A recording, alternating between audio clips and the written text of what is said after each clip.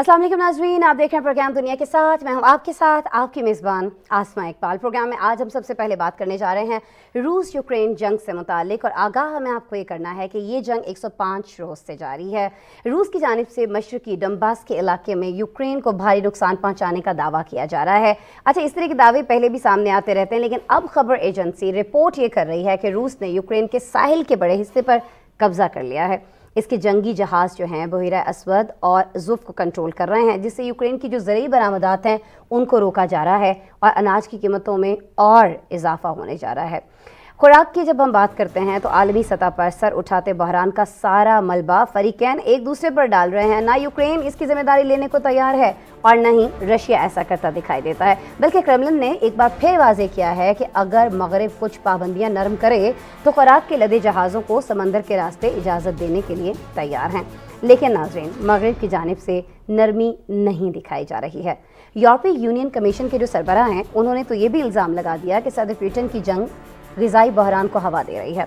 दूसरी जानिब बैनुल-अक़वामी इदारे organisation for economic cooperation and development के मुताबिक अगले साल आलमी शरह नमू जो है वो 4.5% से कम होकर 3% पर आ जाएगी, जिससे महंगाई की शरह भी बहुत ज़्यादा बढ़ने का खदशा पैदा हो गया है।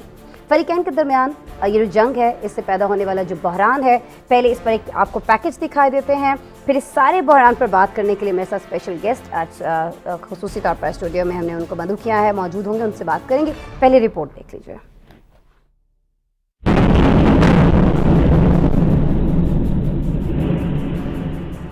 रूस यूक्रेन जंग 105वें रोज में दाखिल हो चुकी है। मॉस्को ने दावा किया है कि मशरकी यूक्रेन के इलाके डुम्बास में कीव को भारी नुकसान पहुंचाया जा रहा है। रूसी वजारत दिफा के मुताबिक 3 दिन से जारी लड़ाई के दौरान 300 से ज्यादा यूक्रेनी एहलकार मारे गए, जबकि 6 टैंक और दीगर सामान तबाह कर दिया गया।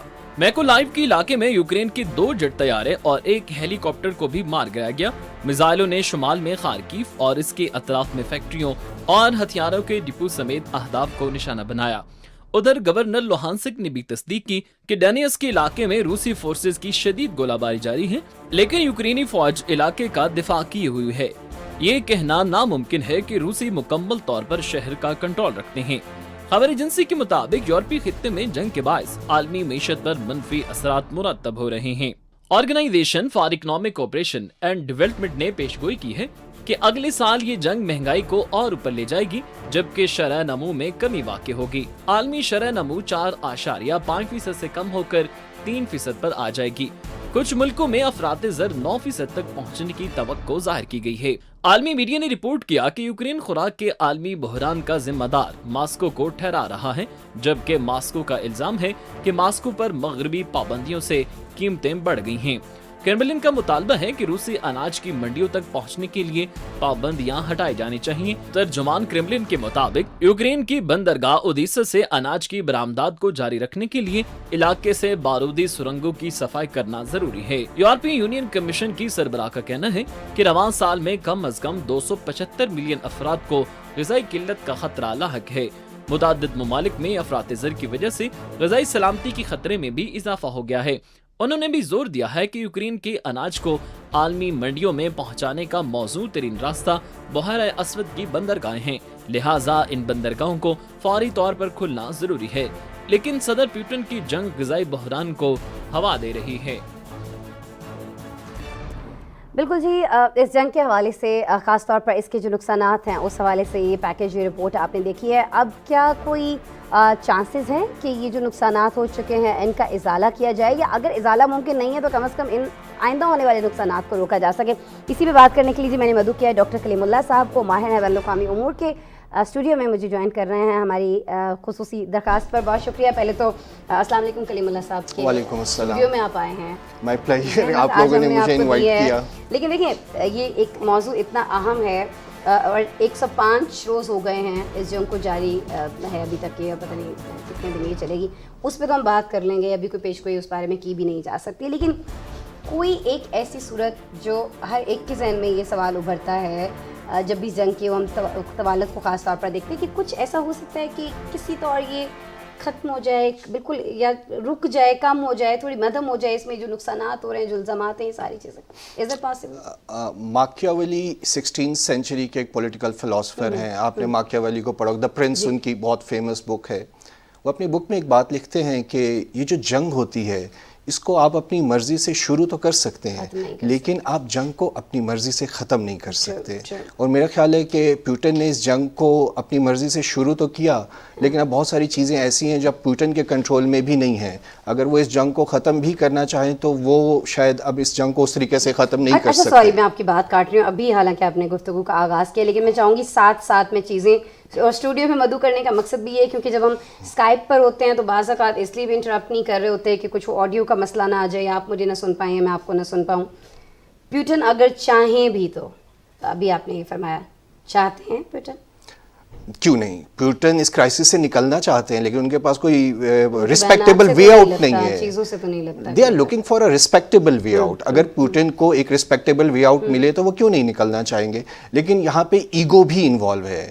دیکھیں یہ گیم, اس کے اوپر فرینچ پریزیڈنٹ جو ہیں ایمینوئل میکرون, جو ابھی ری الیکٹ ہوئے فرینچ میں, انہوں نے جب الیکشن کمپین چلائی تھی تو ان کی الیکشن کمپین میں ایک ان کا ایجنڈا پوائنٹ یہ تھا کہ اگر وہ ری الیکٹ ہوئے تو وہ میڈیٹر کا رول پلے کریں گے رشیا اور یوکرین میں.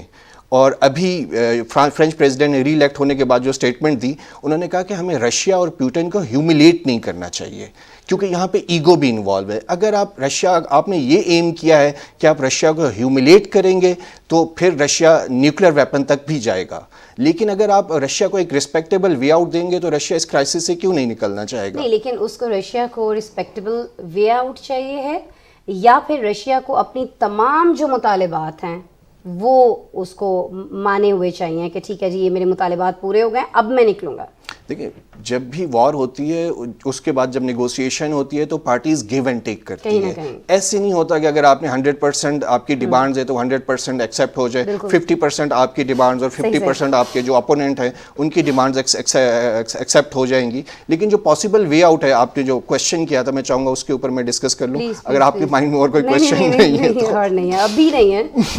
اچھا, جو ہمارے پاس پاسبل وے آؤٹ ہے, ایک تو پاسبل وے آؤٹ یہ ہے کہ کوئی ایک پارٹی کیٹاگوریکلی اس جنگ میں شکست کھا جائے, جو ہمیں ہوتا ہوا نظر نہیں آ رہا نہ. حتیٰ کہ ابھی ریسنٹلی جو یوکرین کی پوزیشن ہے بیٹل فیلڈ میں وہ زیادہ مضبوط ہوئی ہے, اور رشیا کی پوزیشن بیٹل فیلڈ میں ویک ہوئی ہے. دوسرا یہ ہو سکتا ہے کہ دونوں پارٹیز میں کوئی ایگریمنٹ ہو جائے, یہ سیکنڈ ایک پاسبل سیناریو ہے کہ دونوں پارٹیز میں اگر کوئی ایگریمنٹ ہو جائے. لیکن اگر ہم ہسٹری دیکھیں تو 2014 میں یہ رشیا اور یوکرین میں ایک ایگریمنٹ ہوا تھا, منسک 1 اس کو کہتے ہیں. منسک 1 یہ بیلاروس کا ایک شہر ہے, وہاں پہ یہ رشیا اور یوکرین, جب 2014 میں رشیا نے کریمیا میں انویڈ کیا تھا, اس کے بعد کریمیا انویژن کے بعد رشیا اور یوکرین کے ڈائلاگ ہوا تھا بیلاروس میں, منسک ان کا کیپٹل ہے, وہاں یہ ڈائلاگ ہوا تھا. اور اس ڈائلاگ کے اندر یہ ایگریمنٹ ہوا تھا 2014 میں, جس کو ہم منسک ایگریمنٹ کہتے ہیں, لیکن وہ ایگریمنٹ فیل ہوا. پھر 2015 میں دوبارہ منسک میں ڈائلاگ ہوئے, اس وقت جو میڈیٹر تھے وہ جرمنی اور فرانس تھے. جب دوبارہ یہ منسک 2 ہوا 2015 میں, ہم نے لیٹر دیکھا کہ وہ ایگریمنٹ بھی فیل ہوا, کیونکہ یہ ٹیریٹوریل ڈسپیوٹ ہے اور دونوں پارٹیز میں سے کوئی بھی ٹیریٹوریل کنسیشن دینے کے لیے تیار نہیں ہے. اگر آپ, کیونکہ سوورینٹی کا ایشو ہے, اس لیے نہ یوکرین ٹیریٹوریل کنسیشن دے گا رشیا کو, نہ رشیا یوکرین کو ٹیریٹوریل کنسیشن دے گا. تو پاسٹ میں ان کے 2 ایگریمنٹ ہوئے, دونوں فیل ہوئے. تو اگر یہ جو سیکنڈ سیناریو ہے جس میں ہم یہ کہہ رہے ہیں کہ ان دونوں پارٹیز میں کوئی ایگریمنٹ ہو جائے گا, مجھے اگر ایگریمنٹ ہوتا بھی ہے تو مجھے وہ سکسیسفل ہوتا ہوا نظر نہیں آتا. تیسرا ایک پاسبل سیناریو ہے کہ یہ کانفلکٹ ایک فروزن کانفلکٹ میں ٹرانسفر ہو جائے. یہ دس از دا موسٹ لائکلی سیناریو کہ یہ ایک فروزن کانفلکٹ بن سکتا ہے, جیسے کشمیر ہے یا پیلسٹائن ہے جو ایک فروزن کانفلکٹ ہے, مطلب انسیٹلڈ کانفلکٹ. تو یوکرین کا جو فیوچر کا سٹیٹس ہوگا وہ یہی ہوگا کہ یہ ایک فروزن کانفلکٹ ہوگا, اور ٹائم ٹو ٹائم جو دونوں پارٹیز, یہ پوری دنیا کے مفاد میں نہیں ہے. اور میں یہاں پہ ایک بات بتا دوں کہ آپ یہ چیز واضح طور پر سمجھ لیں کہ یہ جو رشیا اور یوکرین کی جنگ ہے, ان کے بعد جو دنیا ہوگی وہ اس کی پہلے کی دنیا سے بہت مختلف ہوگی. اب دنیا, پہلے والی دنیا آپ دوبارہ شاید آپ کو دیکھنے کو نہ ملے. اب آنے والی دنیا اس پہلے دنیا سے مختلف ہوگی، جیسے کووڈ کے بعد تھے. جیسے کووڈ کے بعد، اور کووڈ اور یہ انویژن آپ کو ساتھ ساتھ نظر آئیں گے. اسی طرح سے دیکھیں جیسے کووڈ کے بعد ہم نے دیکھا تھا سپلائی چین متاثر ہو رہی تھی، خوراک کی کمی ہو رہی تھی. ابھی افریقی ممالک کے اندر تو بہت بڑا ایک بحران جو ہے بہت بڑا بحران ہے، بہت بڑا بحران یہ یوکرین کے اس ایشو کی وجہ سے. اچھا ایک چیز آپ نے اس پہ فرمائی کہ کن ممالک کے اوپر اثرات ہو رہے ہیں، کس طرح سے ہو رہی ہے، تو میں چاہ رہی ہوں کہ تھوڑا سا اس پہ ہم اگر تفصیل سے اور گفتگو کر لیں. ہم کس طرح سے متاثر ہو سکتے ہیں؟ سب سے پہلا سوال تو یہ، ہم اپنے بارے میں سب سے پہلے بات کریں گے. I'm talking about Pakistan. ہم ہو سکتے ہیں، ہم ہو رہے ہیں، ہم ہوئے ہیں، یہ پھر یہ خطہ، اور پھر میں چاہوں گی کہ یورپ اور باقی دنیا. دیکھیں یہ جو جنگ ہے یہ دنیا کو کیسے متاثر کرے گی، اگر ہم وہ سمجھ لیں تو ہم بڑے ایزیلی ایسٹیمیٹ کر سکتے ہیں کہ ہم کیسے متاثر ہوں گے. اس جنگ کے نتیجے میں دنیا میں جو ایک سب سے بڑا بحران پیدا ہوگا وہ ہے انرجی کرائسس. رشیا دنیا کا سب سے بڑا آئل پروڈیوسر ہے، سیکنڈ لارجسٹ گیس پروڈیوسر ہے. اگر اتنا بڑا پروڈیوسر مارکیٹ سے نکل جائے گا تو دنیا کے اندر ایک بہت بڑا انرجی کرائسس آئے گا. آپ کی انرجی کی جو پرائسز ہیں وہ بہت اوپر جائیں گی، جیسا ہم پاکستان کے اندر دیکھ رہے ہیں. اور آپ کو اگر یہ انرجی کرائسس اور سیویئر ہوتا ہے تو یہ پرائسز اور اوپر جائیں گی، اور جتنی پرائسز اوپر جائیں گی اتنا عوام میں آپ کو انریسٹ نظر آئے گا. تو ایک تو انرجی کرائسس ہے جو ہمیں اس پورے سیناریو میں دنیا کو بھی افیکٹ کرے گا، پھر ہمیں بھی افیکٹ کرے گا. دوسرا بڑی چیز آپ کے پاس فوڈ کرائسس آ رہا ہے. ٹھیک ہے، فوڈ کرائسس کلائمیٹ چینج کی وجہ سے آلریڈی ایک بہت سیویئر ایشو تھا، کیونکہ کلائمیٹ چینج کی وجہ سے آپ کے جو ریننگ سیزن ہیں وہ چینج ہو رہے ہیں، اور اس کی وجہ سے آپ کا جو سوئنگ سیزن ہے وہ افیکٹ ہو رہا ہے. آپ کی جو اوور آل پروڈکشن ہے، اس سال جو ویٹ کی پروڈکشن ہے وہ لاسٹ ایئر سے بھی کم ہوئی ہے. ٹھیک ہے، یہ کلائمیٹ چینج کی وجہ سے ہے. ایک تو کلائمیٹ چینج کی وجہ سے فوڈ بہت بڑا ایشو ہے. پھر اس جنگ کی وجہ سے کیونکہ یوکرین دنیا کا ایک لارجسٹ جو گرین پروڈیوسر ہے ان میں آتا ہے، اور رشیا ان میں آتا ہے. تو اگر آپ کا وہ جہاں پہ آپ کا ساری کے سارا فوڈ پروڈیوس ہو رہا ہے، اور یورپ کی تو یوکرین کو یورپ کی باسکٹ کہتے ہیں. یوکرین پورے یورپ کو فیڈ کرتا ہے، یہ یورپ کی باسکٹ ہے. اگر یورپ کی باسکٹ خالی ہو جائے گی تو یورپ میں انریسٹ آئے گا، یورپ کا یہ انریسٹ پھر ریفلیکٹ ہوگا جو ڈیولپنگ کنٹریز ہیں وہاں پہ بھی. تو ہم بھی اس سے متاثر ہوں گے اور دنیا بھی اس سے بہت بری طرح متاثر ہوگی. اچھا یہ تو آپ نے بالکل وہ صورتحال بتائی جو ہو سکتی ہے، اور کہیں نہ کہیں ہم یہ ہوتی ہوئی دیکھ بھی رہے ہیں، جیسے کہ میں نے بھی افریقی ممالک کا ذکر کیا.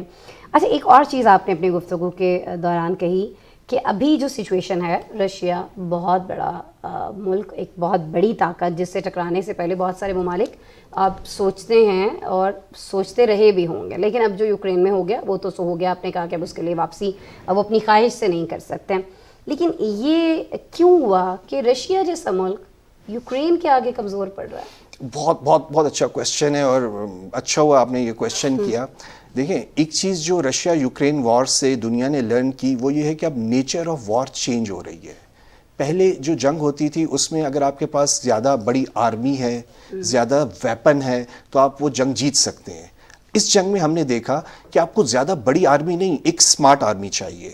آپ کو بہت زیادہ ویپن نہیں چاہیے، آپ کو سمارٹ ویپن چاہیے. یوکرین کے پاس کیا ہے؟ یوکرین کے پاس نہ بڑی آرمی ہے، نہ یوکرین کے پاس کوئی بہت بڑا زیادہ ویپن ہے، لیکن ان کے پاس جو ویپن ہے، جو ان کے پاس ٹرکش ڈرون تھے، اور اس کے بعد جو ان کو ابھی ہوئٹزر گنز ملی ہیں، پھر جرمنی سے جو ان کو اینٹی ایئر میزائلز مل رہے ہیں، یہ سارا کچھ بہت سمارٹ ویپن ہے. اور یوکرین کی جو ملٹری ہے وہ بہت سمارٹ ہے. ہم نے دیکھا کہ اب نیچر آف وار چینج ہو رہی ہے. تو اب یہ میرے خیال ہے وہ زمانہ نہیں ہے. اب دنیا، اب ہم نے دیکھا کہ آگے آنے والے دنوں میں آپ کو نظر آئے گا کہ جو دنیا کے ممالک ہیں وہ اپنی جو فوجیں ہیں ان کی تعداد کم کریں، کیونکہ اب آپ کو بڑی فوج نہیں چاہیے، آپ کو ایک سمارٹ فوج چاہیے، ایک سمارٹ ویپن کے ساتھ. اور اگر آپ کے پاس سمارٹ فوج، سمارٹ ویپن ہو تو آپ جیت سکتے ہیں، آپ بڑی فوج کو بھی شکست دے سکتے ہیں. یہ وہ لیسن ہے جو ہمیں بھی لرن کرنا چاہیے اور دنیا لرن کر رہی ہے. اور رشیا نے بھی کیا ہے، رشیا نے بھی کیا ہوگا. اچھا رشیا نے کیا کیا ہے؟ رشیا اس وقت وار جو بیٹل فیلڈ ہے وہاں پہ اپنا سب سے ایڈوانس ویپن لایا ہے، وہ ہے لیزر ویپن.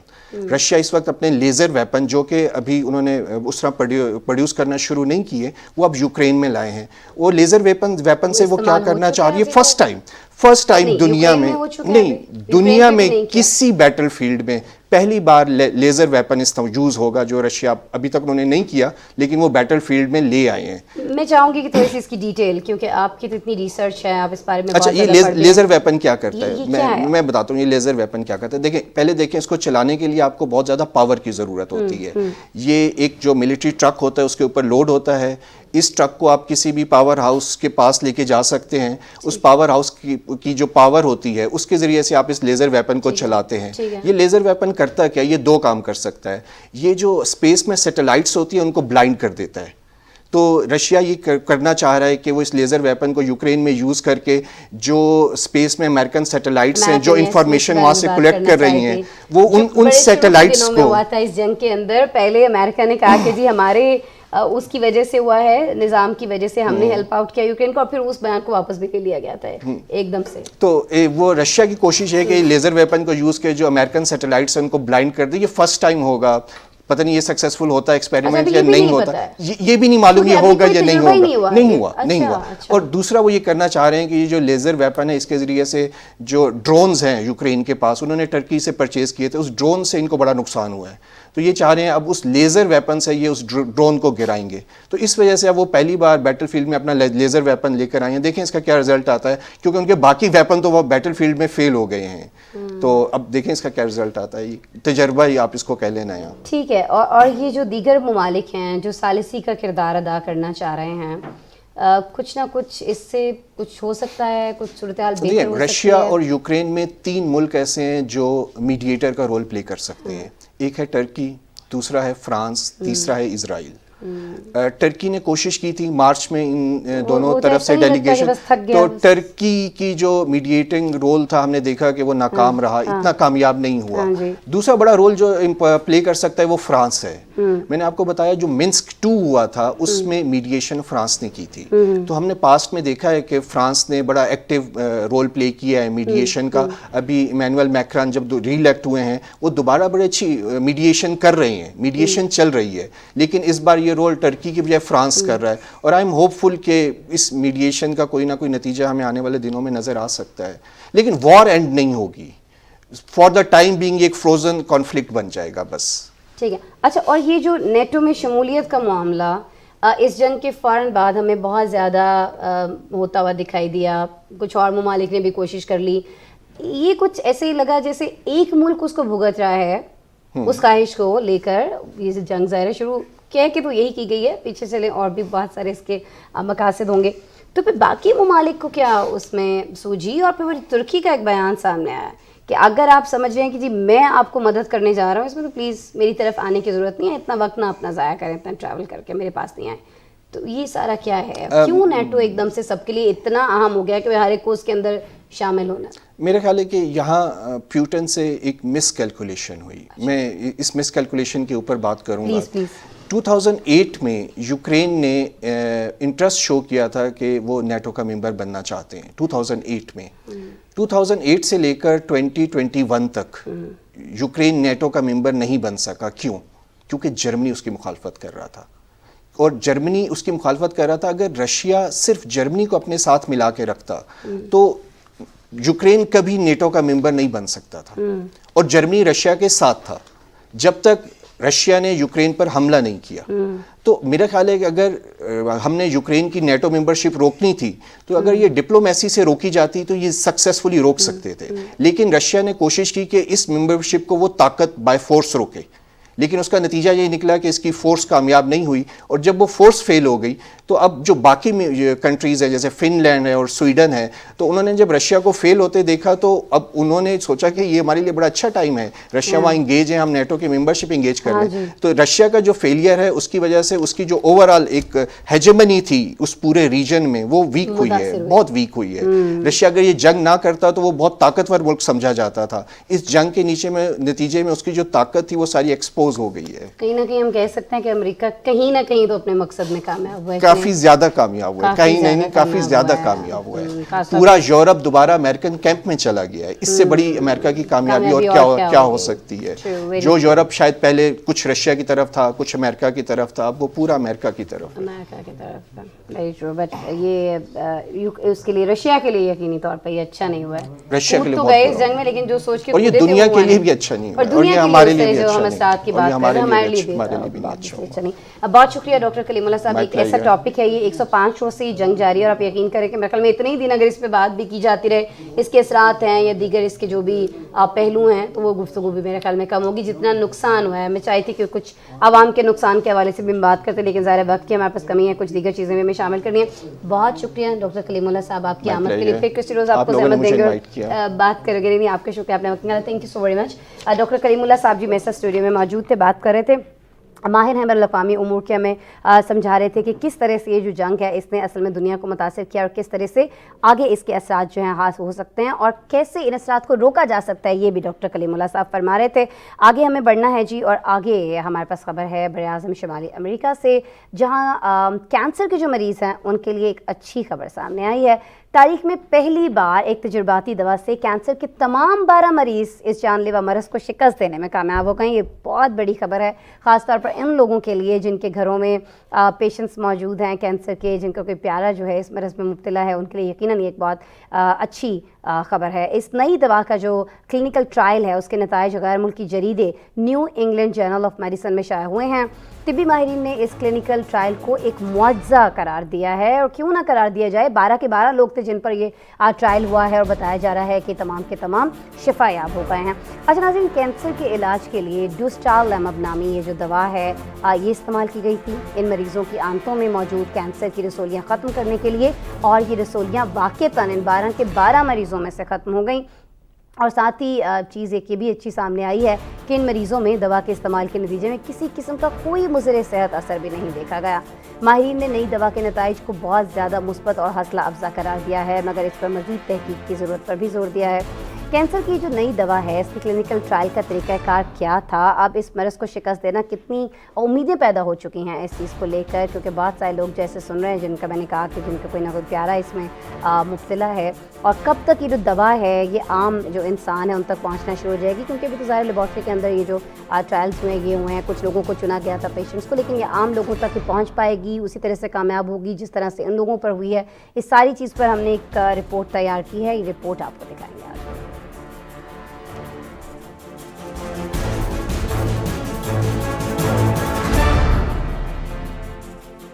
अमेरिका को तिब के शोबे में बड़ी कामयाबी मिली है। तारीख में पहली मर्तबा क्लिनिकल ट्रायल के दौरान कैंसर की तजर्बाती दवा लेने वाले तमाम मरीज शिफायाब हो गए हैं, जिसे साइंसी मुआवजा करार दिया जा रहा है। ये तहकीक न्यूयॉर्क के memorial salon catering cancer centre में की गई। इस तहकीक के दौरान रेक्टल कैंसर से मुतासिर 12 अफराद को तजर्बाती तौर पर डोस्टरलीमाब नामी एक दवा 6 माह तक दी गई। मुहक्किकीन की जानिब से ये ख्याल जाहिर किया गया था कि इस नए तरीका इलाज के बाद भी मरीजों को कीमोथेरापी, रेडिएशन थेरापी या सर्जरी की जरूरत हो सकती है, मगर हैरान कुन तौर पर ट्रायल के दौरान दवा के इस्तेमाल से मरीजों की आंतों में मौजूद कैंसर की रसौलियां खत्म हो गईं, जबकि इनमें किसी किस्म का कोई मुज़र सेहत असर भी नहीं देखा गया। New England journal of medicine में शाया होने वाली इस तहकीक की नताइज में बताया गया कि तारीख में ये पहली मर्तबा हुआ है कि सिर्फ एक दवा से इंतहाई मुहलिक और मुश्किल सरतान गायब हो गया। मेमोरियल कैंसर सेंटर से वाबस्ता और तहकीक के मुसन्निफिन में से एक डॉक्टर लुइस ई डियाज जूनियर ने अमरीकी जरीदे से गुफ्तगू में कहा कि इनकी नजर से कभी ऐसी कोई तहकीक नहीं गुजरी जिसमें तमाम कैंसर के मरीज शिफायाब हुए हों। डोस्टरलीमाब दवा से पहले रेक्टल कैंसर के मरीज कीमोथेरापी, रेडिएशन और ऐसी सर्जरियों से गुजरते थे जिनके बाद मरीज कई तरह की जिस्मानी तकालीफ का शिकार हो जाते थे, लेकिन इस तहकीक के बाद इन मरीजों को बताया गया कि उन्हें अब किसी भी किस्म के इलाज की जरूरत नहीं है। अमरीकी न्यूज चैनल से बात करते हुए डॉक्टर हाना सानुफ ने कहा कि इस किस्म की अद्वियात कैंसर का खुद शिकार करने के बजाय मरीज की कुव्वते मुदाफत से यही काम करवाती हैं। अगरचे ये तहकीक बहुत छोटे पैमाने पर की गई है, लेकिन इसके नताइज बहुत हौसला अफजा हैं। اور اب آپ کو لے کر چلیں گے جی ایک ایسے ملک جو دیوالیہ ہو چکا ہے. بہت ساری خبریں جو ہیں اس ملک کے حوالے سے آ رہی ہیں اس کی معیشت کو لے کر, یہاں جاری بحران کو لے کر, یہاں لے کر جو انسانی اس وقت المیہ کھڑا ہو چکا ہے اس کو لے کر میں بات کر رہی ہوں. شری لنکا کی جو دیوالیہ تو ہو ہی چکا ہے اور تاریخ کے بدترین معاشی بحران کا بھی سامنا کر رہا ہے. اب جو شری لنکن وزیر اعظم ہے رانیل وکرما سنگھے, انہوں نے عوام کو متحد اور صبر کا مشورہ دیتے ہوئے خبردار بھی کر دیا ہے کہ مزید 3 ہفتے اور بھی زیادہ مشکل ہوں گے. اشیاء ضروریہ کے حوالے سے انہوں نے کہا کہ ہر ممکن حد تک ان کو احتیاط سے استعمال کیا جائے, غیر ضروری سفر سے گریز کیا جائے. انہوں نے اپنی قوم کو یہ یقین دلایا کہ اقوام متحدہ فنڈز اکٹھے کرنے کے لیے دنیا بھر میں اپیل کرے گا. خوراک, زراعت اور صحت کے لیے $48 ملین دینے کی حامی بھی بھری گئی ہے. یہ ان کا کہنا تھا اپنے عوام سے خطاب کرتے ہوئے, انہیں اعتماد میں لیتے ہوئے. ناظرین, جو 22 ملین آبادی والا ملک ہے یہ نہ صرف دیوالیہ ہو چکا ہے بلکہ اس میں مہنگائی کی شرح بھی تاریخ کی بلند ترین سطح پر پہنچ چکی ہے. اس کی اگر بات کر لیں غیر ملکی ذخائر کی تو وہ بالکل خرچ ہو چکے ہیں, بالکل موجود نہیں ہیں. اس کی درآمدات محدود ہیں. خوراک, ادویات, ایندھن کے علاوہ جو اشیاء ضروریاں ہیں, جو کھانے پینے کی چیزیں ہیں روز, وہ بھی ختم ہو چکی ہیں. عوام جو ہیں وہ بے بسی کی زندگی گزارنے پر مجبور ہے. صورتحال کیا ہے, رپورٹ ہے ہمارے پاس آج شری لنکا کے حوالے سے, ایک اسپیشل رپورٹ آپ کو دکھا رہے ہیں.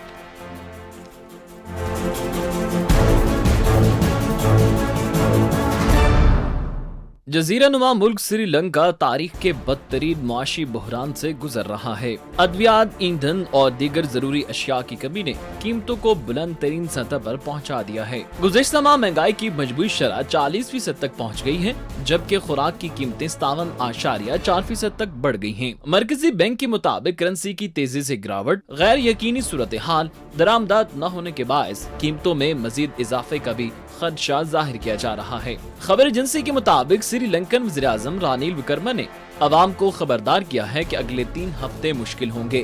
لوگوں سے متحد اور صبر کی اپیل کرتے ہوئے کہا کہ محدود وسائل کو احتیاط کے ساتھ استعمال کریں, غیر ضروری سفر سے گریز کریں. حکومت جلد غریبوں کے لیے فوڈ پروگرام لا رہی ہے. سری لنکا میں معاشی بحران کے باعث رواں سال وہاں کے مسلمان حج کی سعادت حاصل کرنے سے بھی محروم رہیں گے. سعودی عرب نے 2022 کے لیے سری لنکا سے 1585 عازمین کو حج کوٹے کی منظوری دی تھی. رانیل وکرما نے موجودہ معاشی بحران کے باعث اقوام متحدہ سے بھی مدد کی اپیل کی ہے.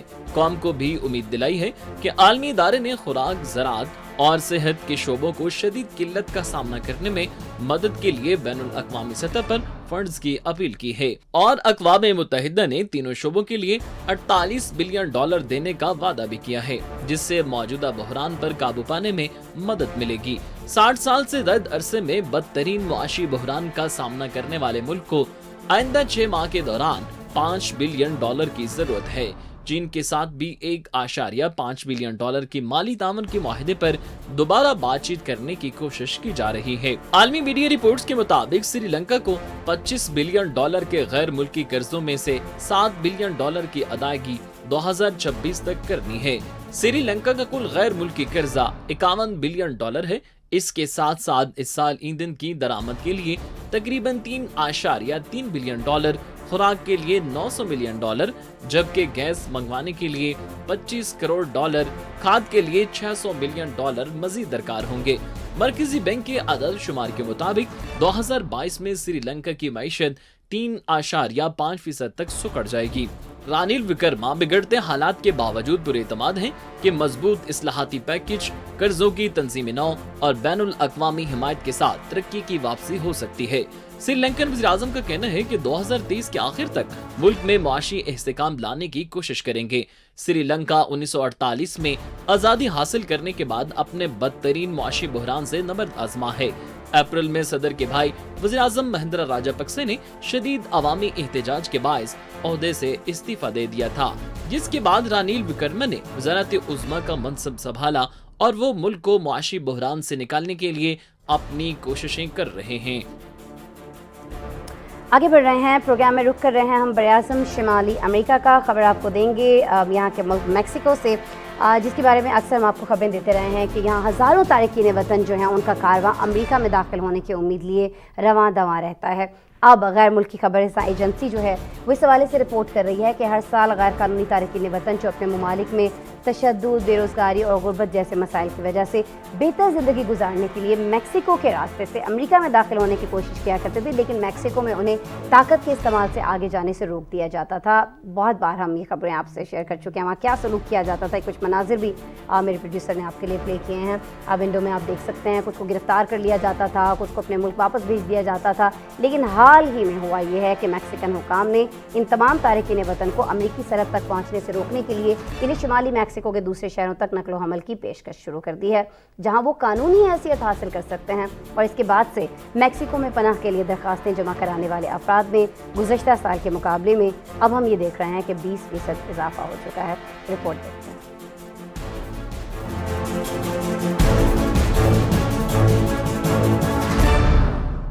امریکہ میں داخل ہونے کی امید لیے ہر سال وسطی اور جنوبی امریکہ کے لاکھوں شہری میکسیکو کا رخ کرتے ہیں۔ اس وقت بھی ہزاروں کی تعداد میں تارکین وطن کا ایک قافلہ میکسیکو سے امریکہ کی سرحد کی طرف رواں دواں ہے۔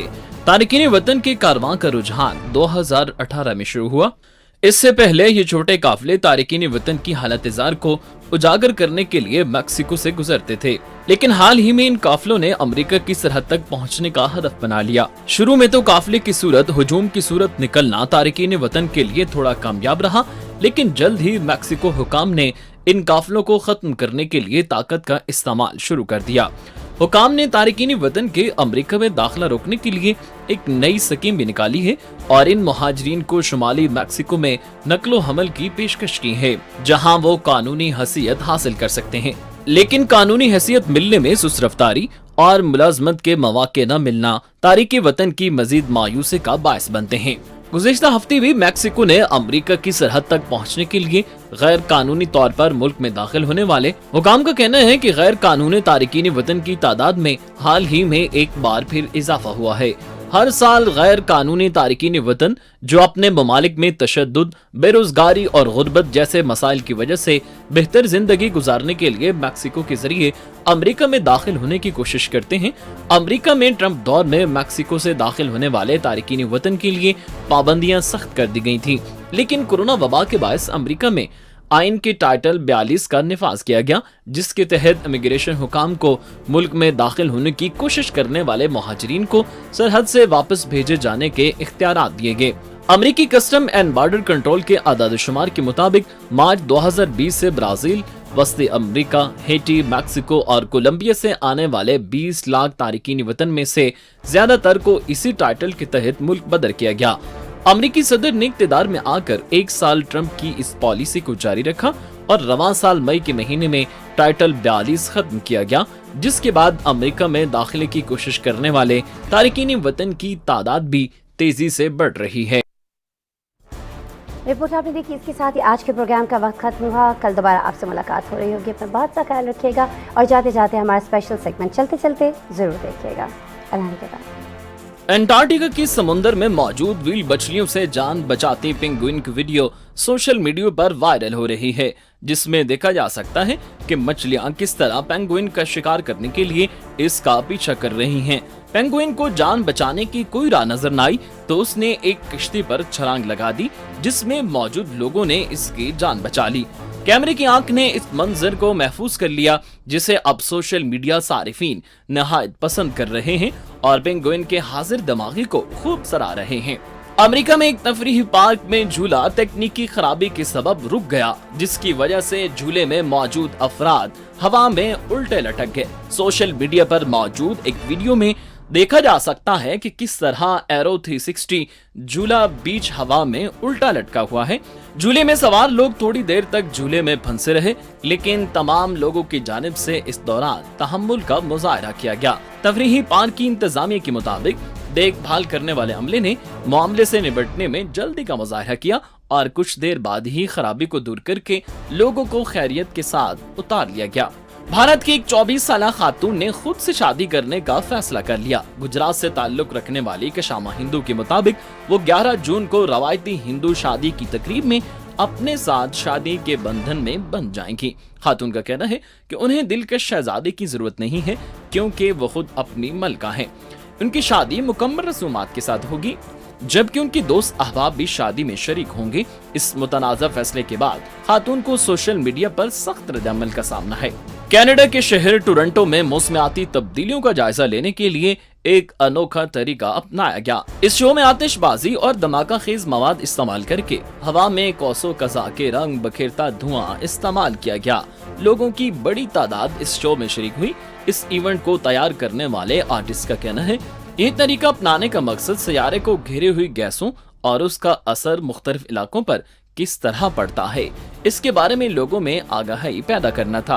बरतानिया में 4 दिन काम और 3 दिन छुट्टी के तजर्बे का आगाज कर दिया गया है। मंसूबे के मुताबिक 70 बरतानवी कंपनियों के 3,300 कारकुन 6 माह तक हफ्ते में 3 दिन छुट्टी और 4 दिन काम करेंगे, जबकि इनकी तनख्वाह में किसी किस्म की कटौती नहीं की जाएगी। इस मंसूबे के नताइज अख्ज़ करने में कैम्ब्रिज, ऑक्सफोर्ड और बुस्टर यूनिवर्सिटी के मुहक्किकीन शामिल होंगे।